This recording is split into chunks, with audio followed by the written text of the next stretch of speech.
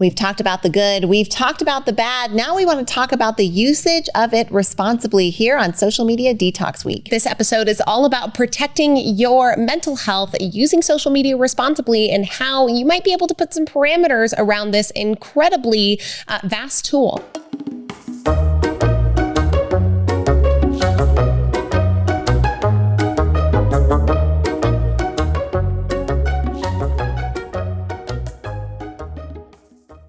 We're talking leadership this week, and one of the organizations we are so proud to be at the helm of is the Neuroencoding Institute. We got to co-found the Neuroencoding Institute alongside Dr. Joseph McClendon III, amazing world-renowned neuropsychologist and incredible mentor and teacher. If you're at all interested in learning more about what the Neuroencoding Institute does and what it can do for you, please visit neuroencoding.com.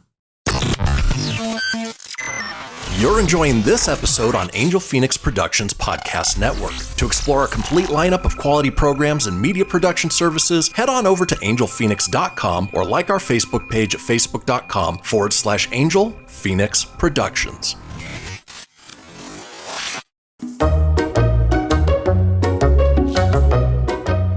All right, we've got a great lineup for you today on it's just suggestions for maybe creating those barriers around social media. Well, I'm glad that we're talking about responsible usage. I can't help feel like an alcohol commercial here, right? I think use responsibly.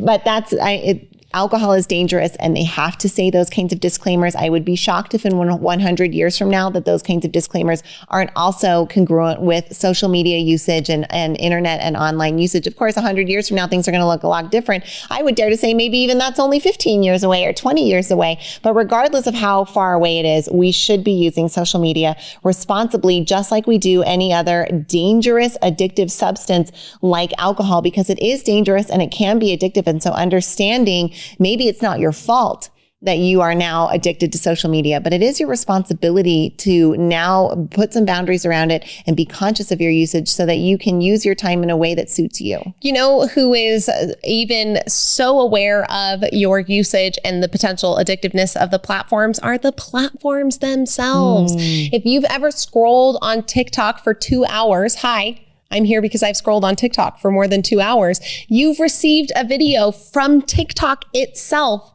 that stops you and says, hey, you've been scrolling for a long time. You should probably get up and stretch your legs. Maybe go drink some water, have something to eat. They know that the platforms are addicting. And so bringing some awareness to that and not allowing this to be to bring back one of our other episodes, a runaway train for you, can help you a lot in protecting your mental health.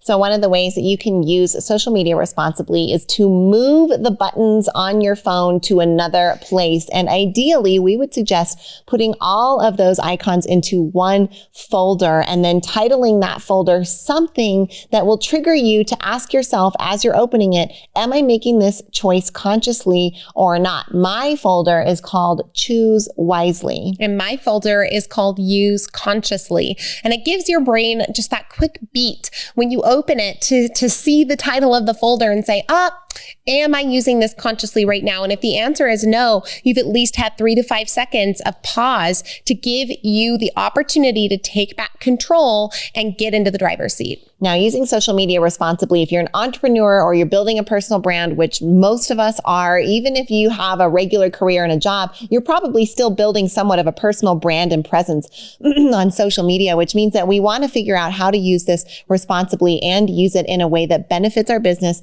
and benefits our brand building. So one of the things that you can do is if you find yourself mindlessly scrolling, that means you are only being a consumer. So shift yourself into at least also being a creator, because when you're spending time on social media and you are creating, now you're like the owner position inside.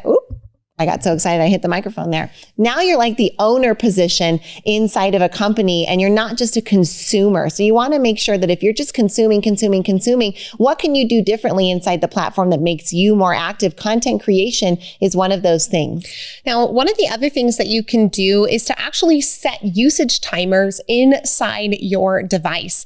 I'm not sure about Android because I don't have one, but I'm sure that they have the capability. I know that Apple has it. You can go in and give yourself yourself usage timers. So if you say, I only want to spend 60 minutes on Instagram every day, instead of that 2.5 hours that we see the daily global population engaging in, at the 60-minute mark of you scrolling on Instagram, a little notification will come up and say, hey, are you ready to close the app? Or would you like to extend by 15 minutes? Remember, we're just creating a little bit of space. If you're familiar with Mel Robbins' 5-second rule and her 5-second countdown, this is exactly what we're doing. This is what Joseph McClendon would call a scotoma. You're creating a blank spot in your brain so that you can fill it with what you want. So that instead of just going to the app and scrolling on social media, or if getting caught in the scroll and realizing it an hour later, you give yourself a beat, you give yourself a breath, you give yourself an opportunity to say, am I choosing this consciously? And if not, get the heck out of there and go do something that's more constructive. Another angle on that is to choose your feed. You can unfollow pages, you can mute people,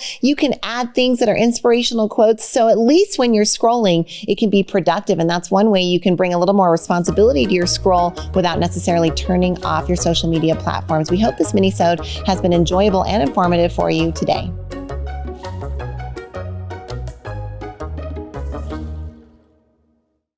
This podcast was a production of Angel Phoenix Productions. Explore more episodes of this show or other great shows on the Angel Phoenix Podcast Network by visiting angelphoenix.com. The views expressed in this show do not necessarily represent those of Angel Phoenix Productions or its advertisers and may contain language that's unsuitable for younger listeners.